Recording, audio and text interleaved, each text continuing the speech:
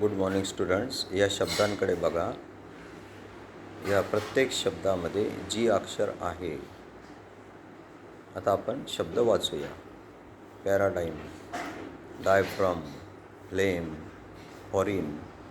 या प्रत्येक शब्दामध्ये जी अक्षर आहे, परंतु या जी अक्षराचा उच्चार होत नाही. तरीसुद्धा जी अक्षर स्पेलिंग लिहिताना, सांगताना, वाचताना जाणवते.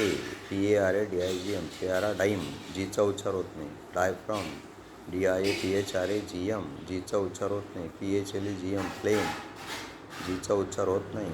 FORIGN, foreign, foreigner.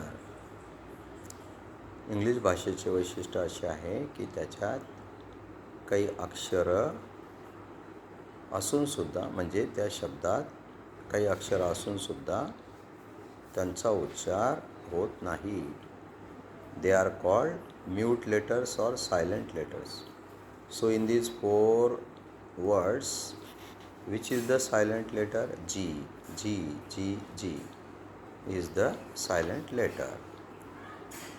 Okay, G is silent here or mute here. विद्यार्थी मित्रांनो, तुम्ही डिक्शनरीतून या शब्दांचे अर्थ इंग्लिश इंटू इंग्लिश आणि इंग्लिश इंटू मराठी बघा आणि ते पाठ करा.